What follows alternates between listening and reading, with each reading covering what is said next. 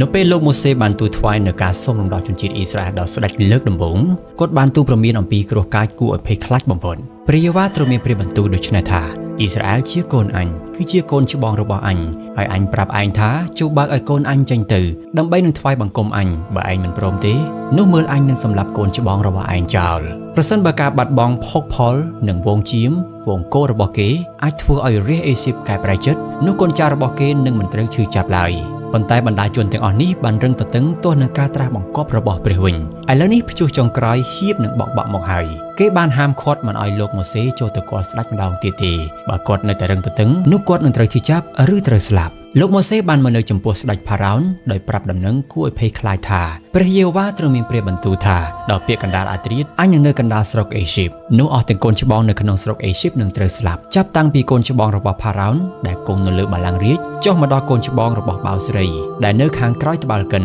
ហើយគ្រប់ទាំងកូនច្បងនៅក្នុងវងសត្វដែរនោះគេនឹងស្រែកទ្រហោយំពេញនៅក្នុងស្រុកអេស៊ីបដល់ម្លេះបានជាពីដើមមកមិនដែលមានដូច្នេះឡើយហើយទៅមុខទៀតក៏មិនដែលមានដូច្នេះដែរប៉ុន្តែនៅក្នុងពួកកូនចៅអ៊ីស្រាអែលចាប់តាំងពីមនុស្សដល់សត្វនោះសូម្បីតែឆ្កែក៏មិនកំរើកទោះនឹងគេឡើយនេះដើម្បីអ្នករាល់គ្នាបានដឹងថាព្រះយេហូវ៉ារាប់សាសអេស៊ីបនិងសាសអ៊ីស្រាអែលផ្សេងពីគ្នាមុនអនុវត្តនៅសាលក្រមរបស់ទ្រង់ព្រះអង្គបានប្រទាននូវការណែនាំដល់សាសអ៊ីស្រាអែលតាមរយៈលោកម៉ូសេអំពីការចាកចេញពីប្រទេសអេស៊ីបនិងអំពីរបៀបការពារខ្លួនឲ្យរួចពីការជំនុំជម្រះដែលនឹងមកដល់នេះគ្រួសារនីមួយៗទោះជាគ្រួសារខ្លួនឯងផ្ទាល់ឬចូលរួមជាមួយនឹងគ្រួសារអ្នកដទៃក្តីត្រូវសម្លាប់កូនជៀមឬកូនពពែល្អឥតខ្ចោះមួយហើយយកមែកហ៊ីស៊ុបមករលួសឈាមកូនជៀមដែលបានសម្លាប់នោះនៅលើក្របទ្វារទាំងពីរនៅលើធ្នឹមដើម្បីទេដាដែលបានមកបំផ្លាញជីវិតកូនច្បងនៅពាក្យកណ្ដាលអាត្រៀតនឹងមិនចូលមកក្នុងផ្ទះនោះឡើយត្រូវឲ្យពួកគេបរិភោគសាច់អាំងជាមួយនឹងនំប៉័ងឥតមេនិងបន្លែល្វីងនៅពេលយប់ដូចជាលោកម៉ូសេបានបង្គាប់ថា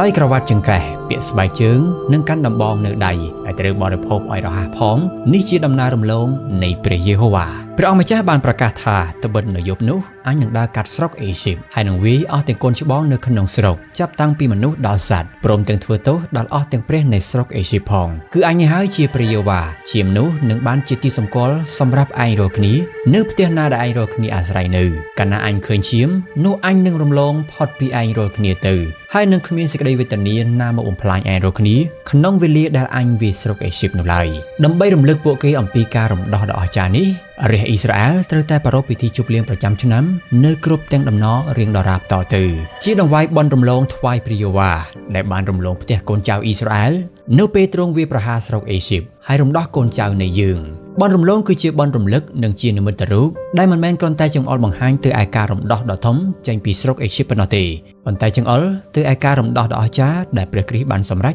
ដើម្បីរំដោះរាជរបស់ទ្រង់ឲ្យមានសេរីភាពចេញពីទស្សកលនៃអំពើបាបកូនជៀមដែលគេសម្លាប់នោះតំណាងឲ្យកូនជៀមនៃព្រះដែលជាក្តីសង្ឃឹមនៃសេចក្តីសង្គ្រោះតែមួយគត់របស់ពួកយើងលោកប៉ុលបានសរសេរថាព្រះគ្រីស្ទដ៏ជាយ៉ាញ់បូជានៃបន់រំលងសម្រាប់យើងការដែលគ្រាន់តែសម្លាប់កូនជៀមនៃបន់រំលងនោះមិនគ្រប់គ្រាន់ទេគេត្រូវតែយកឈាមនៃកូនជៀមនោះទៅរលាស់លើក្របទ្វារទៀតផងយ៉ាងណាមិញយើងក៏ត្រូវតែយកសេចក្តីសុចរិតនៃព្រះលិខិតរបស់ព្រះគ្រីស្ទមកដាក់នៅក្នុងចិត្តរបស់យើងដែរយើងមិនគ្រាន់តែជឿថាទ្រង់សគត់សម្រាប់មនុស្សលើពិភពលោកនេះប៉ុណ្ណោះទេប៉ុន្តែត្រូវជឿថាទ្រង់បានសគត់សម្រាប់យើងម្នាក់ៗផងដែរមេឃហ៊ីស៊ុបតំណាងឲ្យភាពបរិសុទ្ធសូមជម្រះទូបង្គំដោយមេឃហ៊ីស៊ុបនោះទូបង្គំនឹងបានជាស្អាតសូមដោះលាងទូបង្គំនោះនឹងបានសជាងហេមៈគេត្រូវយកកូនជៀមល្អឥតខ្ចោះគឺមិនមែនឆ្អឹងបាក់ដូចជាកូនជៀមនៃព្រះដែលបានសគត់ជំនួសមនុស្សដែលឥតមានបាក់ឆ្អឹងណាមួយដូច្នោះដែរគេត្រូវបរិភោគសាច់បានសេចក្តីថាការដែលគ្រាន់តែជឿលើព្រះគ្រីស្ទដើម្បីបានការអត់អន់ទោសពីអំពើបាប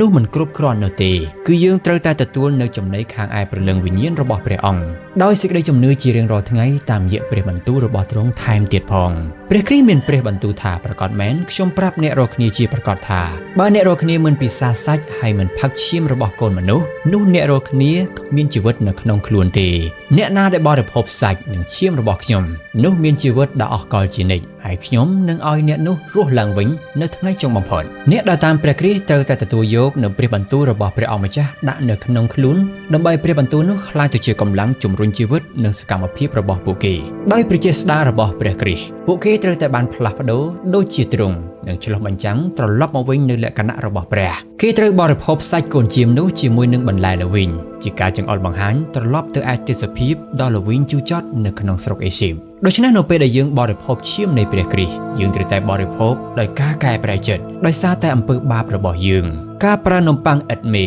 នំប៉័ងឥតដំបែក៏មានន័យសំខាន់ដែរអស់អ្នកណាដែលទទួលជីវិតនឹងការថែទាំរបស់ព្រះគ្រីស្ទត្រូវតែយកមេនៃអំពើបាបចេញឲ្យឆ្ងាយដូចជាលោកពុលសរសេរទៅកាន់ពួកជំនុំនៅកូរិនថូសថាចូលសម្អាតដំបែចាស់ចេញដើម្បីអ្នករាល់គ្នាបានត្រឡប់ជាដុំម្សៅថ្មីវិញត្បិតអ្នករាល់គ្នាបានឥតដំបែហើយពីព្រោះព្រះគ្រីស្ទជាយ៉ាញ់បូជានៃបុណ្យរំលងនោះបានត្រូវថ្វាយជំនួសអ្នករាល់គ្នាហើយបានជាត្រូវឲ្យយើងធ្វើបុណ្យនេះដោយឥតដំបែគឺដោយសេចក្តីស្មោះត្រង់និងសេចក្តីពិតវិញមិនមែនដោយដំបែចាស់ឬដោយដំបែជាសេចក្តីអាក្រក់និងសេចក្តីកំណាចនោះទៀតឡើយមុននឹងទទួលបានសេរីភាពពួកទេសកលត្រូវតែបង្ហាញជំនឿយ៉ាងមុតមាំរបស់ពួកគេទៅលើការរំដោះដ៏អស្ចារ្យនេះពួកគេត្រូវតែលាបឈាមនៅលើផ្ទះរបស់ពួកគេហើយពួកគេត្រូវតែបំបែកខ្លួននិងគ្រួសាររបស់ពួកគេចេញពីសាសអេស៊ីបហើយប្រមូលផ្ដុំគ្នានៅក្នុងទីលំនៅរបស់ខ្លួនអស់អ្នកដែលខកខានមិនបានធ្វើតាមការត្រាស់បង្គាប់របស់ព្រះនេះនឹងត្រូវបាត់បង់កូនច្បងរបស់ពួកគេដោយសារស្នាដៃរបស់ទេវតាពិឃាតជាមិនខានពួកបណ្ដាជនបញ្ជាក់ពីសេចក្តីជំនឿរបស់ពួកគេ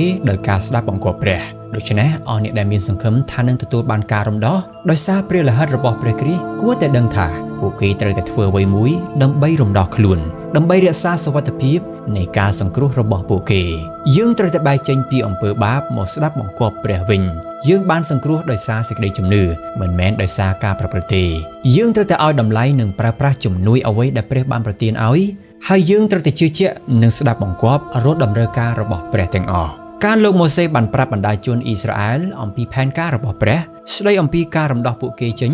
នោះពួកជនជាតិអ៊ីស្រាអែលបានឱនក្បាលចុះថ្វាយបង្គំគេបានដាក់នាំប្រជារាស្ត្រអេស៊ីបជាច្រើនឲ្យទទួលស្គាល់ព្រះនៃសាសហេប្រឺថាជាព្រះពិតតែមួយគត់ហើយឥឡូវនេះពួកគេបានទទូចសុំការជ្រកកោននៅក្នុងផ្ទះរបស់ជនជាតិអ៊ីស្រាអែលខណៈដែលទេដានៃការបំផ្លាញបានយាងមកកាត់ទឹកដីស្រុកអេស៊ីបពួកគេបានទទួលស្វាគមន៍យ៉ាងកក់ក្ដៅរាក់ទាក់ហើយបានសន្យាថានឹងបម្រើព្រះព្រមទាំងចាក់ចេញពីស្រុកអេស៊ីបទៅជាមួយនឹងរាជរបស់ព្រះអង្គដែរពួកជនជាតិអ៊ីស្រាអែលបានស្ដាប់តាមការណែនាំដែលព្រះបានប្រទានគ្រួសាររបស់ពួកគេបានប្រមូលផ្ដុំគ្នាពួកគេបានសម្លាប់កូនជៀមនៃបុណ្យរំលងគេបានអាំងសាច់នៅលើភ្លើងនំប៉័ងអិតដំបែនិងបន្លែល្វីងត្រូវបានរៀបចំឪពុកនិងសង្ឃនៃគ្រួសារទាំងឡាយបានប្រោះឈាមនៃកូនជៀមនៅលើក្របទ្វារពួកបណ្ដាជនបានបរិភោគសាច់ជៀមនៃបុណ្យរំលងនោះយ៉ាងឆាប់រហ័សនិងដោយស្ងៀមស្ងាត់ឪពុកនិងម្ដាយទាំងឡាយអបកូនច្បងជាទីស្រឡាញ់របស់ពួកគេយ៉ាងជាប់នៅដៃ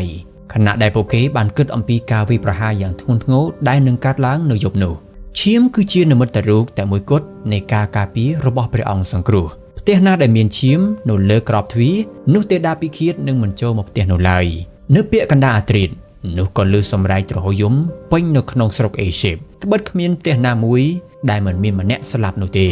កូនច្បងទាំងអស់នៅក្នុងនគរចាប់តាំងពីបុត្រច្បងរបស់ផារ៉ោនដែលគង់នៅលើបល្ល័ង្ករាជរហូតដល់កូនច្បងរបស់អ្នកទោសនៅក្នុងគុកព្រមទាំងកូនច្បងទាំងអស់របស់សាតផងត្រូវបានសម្លាប់អំនួតរបស់គ្រួសារអេស៊ីបទាំងឡាយត្រូវបានបន្ទាបចុះសំឡេងទួញទ្រហោយំបានលឺរំពងពាសពេញអាកាសព្រះមហាក្សត្រនិងមន្ត្រីទាំងឡាយបានភ័យញ័រស្ទើរតែលុះព្រលឹងដោយសារតែព្រឹត្តិការណ៍ដ៏គួរឲ្យរន្ធត់នេះស្ដេចផារ៉ោនបានបន្ទាបអំនួតកប់ពពករបស់ទ្រង់មកនៅក្រោមធូលីដីទ្រង់មានព្រះបន្ទូលហៅម៉ូសេនិងអេរ៉ុនមកទាំងយប់ប្រាប់ថាចូលឯងរាល់គ្នាក្រោកឡើងនាំគ្នាចេញពីកណ្ដាលរាជអញនេះទៅព្រមទាំងកូនចៅអ៊ីស្រាអែលទាំងអស់គ្នាផងចូលទៅថ្វាយបង្គំដល់ព្រះយេហូវ៉ាដូចជាឯងរាល់គ្នាបានសូមនោះចោះចូលនាំវងជាងវងគោទៅផង